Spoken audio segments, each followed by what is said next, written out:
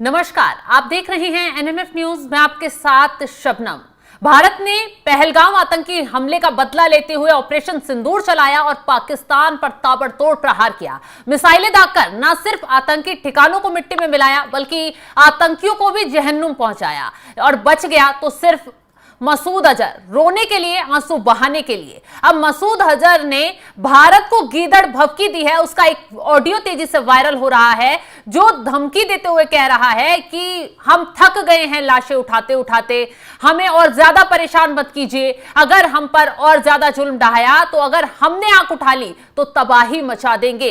एक मुसलमान की मौत की कीमत 10 हिंदुओं से आपको भुगतनी पड़ जाएगी। ये गीदड़ भभकी दी है मसूद अजहर ने। तो आगे इस पर चर्चा करें उससे पहले क्या कुछ धमकी देते हुए कह रहा है आतंकी, वो आपको सुनवाते हैं।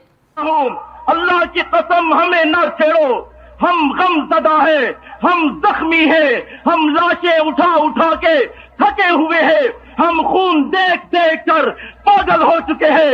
अगर तुम हमारे रास्ते में आओगे और अगर हमने तुम्हारी तरफ तवज्जो कर ली, अल्लाह की कसम तुम्हारा नामो निशान भी मिट जाएगा।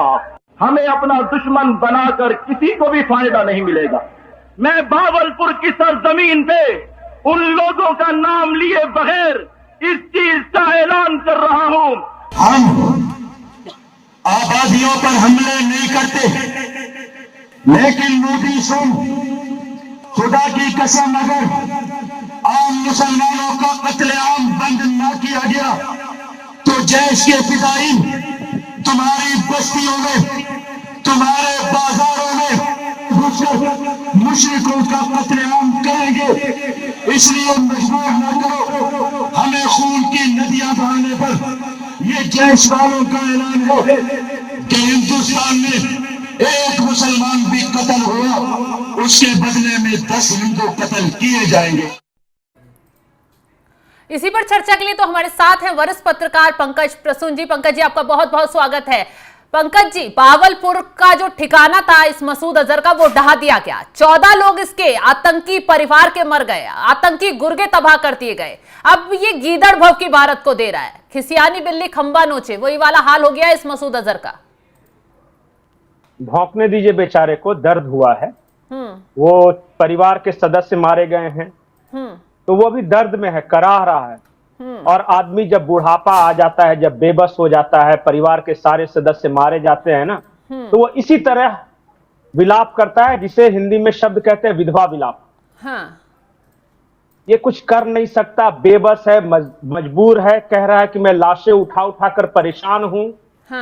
मैं जख्मी हूं, मैं आहत हूं। तो उसी में ये गालियां दे रहा है। देने दीजिए, बेचारे को तकलीफ हुई है। बिल्कुल।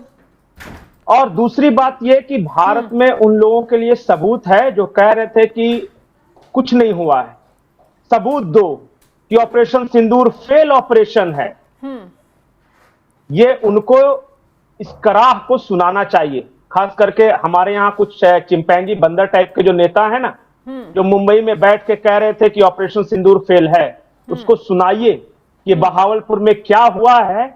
ये मसूद अजहर ही बता रहा है कि लाशें उठा उठाकर हम थक चुके हैं, अपनों के खून से हमारे हाथ लाल हो चुके हैं, मैं खुद जख्मी हूं। वो इस तरह की बातें कर रहा है ना।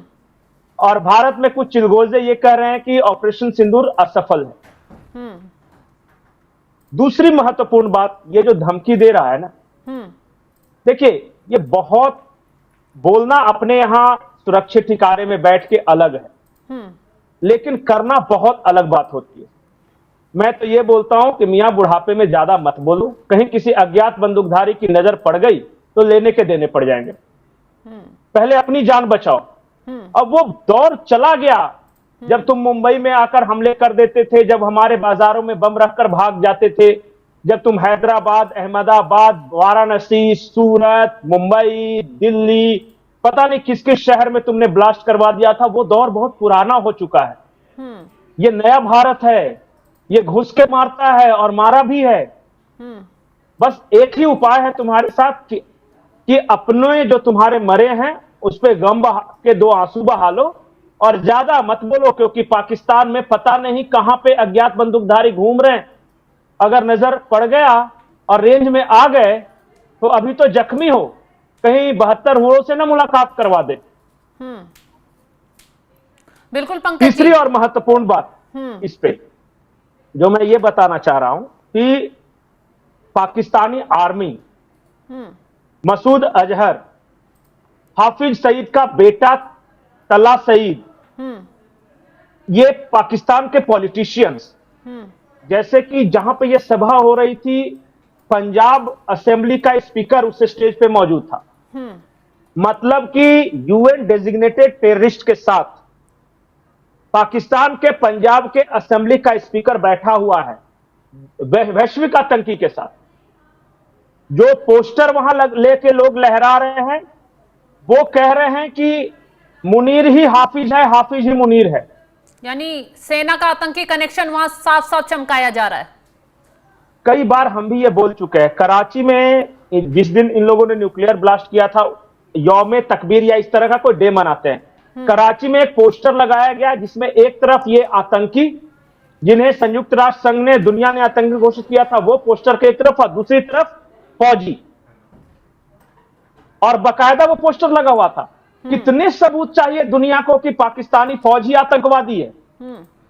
आतंकवादियों के मरने पर जो नमाज जनाजा होता है, वहां पाकिस्तान का झंडा उनके ताबूत के चारों तरफ लपेटा गया था। जो वहां का राष्ट्रपति है, वो उसने फूल भेजे थे आतंकियों के मरने पर।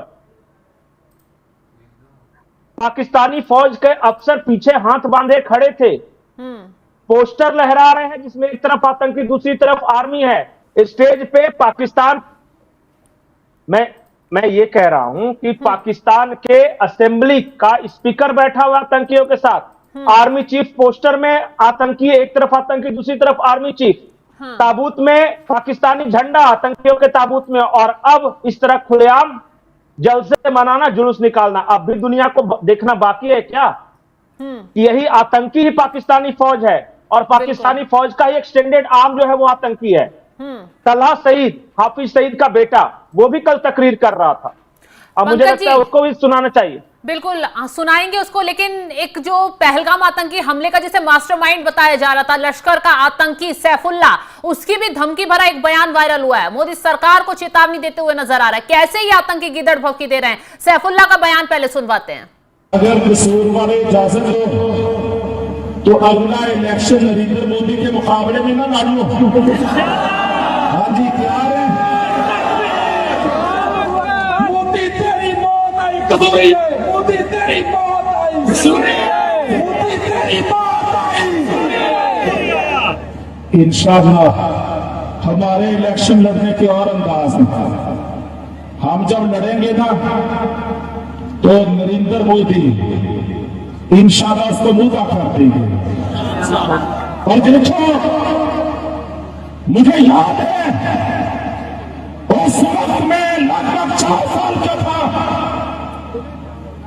4 साल का बच्चा था, जब हमारे कान में ये आवाजें पड़ती थी कि पाकिस्तान को लफ्त हो गया है। और जनाब हिंदुस्तान की वजीर आजम इंदिरा गांधी ये नारे लगा रही है कि हमने नजरिया पाकिस्तान को खलीज बंगाल में डुबो दिया है। आज हम ऐलान करते हैं 55 साल हम ऐलान करते हैं, अल्हम्दुलिल्लाह हमने सपूत ढाका का बदला ले लिया। सुन लिया पंकज जी, कैसे सैफुल्ला भी धमकी दे रहा है, गीदड़ भभकी दे रहा है। शबनम, ये सब 70 के दशक के बूढ़े हैं, जब बांग्लादेश अलग हुआ था ना पाकिस्तान से। ये सब पैंट उतारने वाले जनरेशन हैं, जिन्होंने हमारे जगजीत सिंह अरोड़ा के सामने ढाका में अपनी पतलूनें उतरवाई थी। और उससे पहले भी ये बड़ी बड़ी बातें करते थे, और पैजामा ढाका में छोड़ के जब से आए हैं तब से ये बड़ी बड़ी बातें कर रहे हैं। ये सब 70 साल के 80 साल के बूढ़े अपनी जवानी में कुछ ना बिगाड़ सके तो अब क्या कर सकेंगे? आधे का बेटा मरा, आधे का खानदान खत्म हो गया, और अभी तो भारत का ऑपरेशन शुरू हुआ है। अभी तो सर्जरी का पहला ब्लेड लगा है, और अभी से ही बिलबिलाने लगे। अभी तो बहुत कुछ बाकी है। ऑपरेशन सिंदूर अभी खत्म नहीं हुआ है, थोड़ी देर के लिए होल्ड पे रखा गया है। बिल्कुल। और हम चाह रहे हैं, एक ऑपरेशन केचुआ का नाम आपने सुना है? हाँ। भारत ऑपरेशन केचुआ चला रहा है। अच्छा। जब आप बरसात के दिनों में ऊपर मिट्टी का तेल डालते हो तो जमीन के नीचे से केचुए निकलकर बिलबिलाकर बाहर आते हैं, और तब उन केचुओं का अज्ञात बंदूकधारी उनको अंजाम तक पहुंचाते। ये केचुए निकलकर बाहर आ रहे हैं जो बोल रहे हैं, वो घबराइए नहीं। ये बोलते वक्त भी आगे पीछे देखते होंगे कि कहीं कोई अज्ञात बंदूकधारी तो नहीं घूम रहा है, पता नहीं पिछवाड़े में कौन आके ठोक के चला जाए। बिल्कुल, ये हालत है इनकी। बिल्कुल पंकज जी, इसके साथ ही हाफिज सईद के बेटा जो बिल से बाहर निकला है, वो भी कैसे गीदड़ भभकी दे रहा है भारत को, उसका बयान भी सुनवा देते हैं। मेरे मोहतरम भाइयों, आज का आने वाला 28 मई ये बुनियान मरसूस के साथ आया है। कुरान मजीद में अल्लाह ताला के ये अल्फाज बोले हुए, इन्नल्लाह युहिब्बुल्लज़ीना युक़ातिलूना फी सबीलिही सफ़्फ़न कअन्नहुम बुनियानुम मरसूस। अल्लाह ताला उन लोगों से मोहब्बत करता है, प्यार करता है। अल्लाह की रहमत, नुसरत, गलबे उन लोगों के साथ है युक़ातिलूना फी सबीलिही, जो अल्लाह के रास्ते में जिहाद और क़िताल करते हैं। तलाबिद, ये वही है जो हाफिज सईद का बेटा जब आतंकी ठिकानों को यहाँ की मिसाइलों से तबाह किया जा रहा था तो सबसे पहले छुपकर भागा था, और आज देखिए कैसे गीदड़ भभकी बिल से निकल कर दे रहा है। ऐसे ही गाजी तो ये हैं। इनका एक गाजी बंकर में छुपा हुआ था रावलपिंडी में, दूसरा ये गाजी भागा वहां से जान बचाकर, तीसरा बुढ़ा दूसरी जगह छुपा हुआ था अपने सारे खानदान को मरवाकर, और ये कर रहा है। मुझे तो लगता है इनके गले में खराश क्यों नहीं आती, इस तरह से बातें करते हैं तो। इनके बात करने का तरीका देखा, मुझे लगता है गला खराब हो गया होगा। और ये इतनी सारी बातें कर रहे थे, जैसे ही एक सिर्फ रडार का सिग्नल सुना दीजिए, उसके बाद देखिए आगे से गीला पीछे से पीला होगा, ये सारे भाग जाएंगे। बिल्कुल, ये हैं ये, इनको बातें करवा लीजिए ठीक।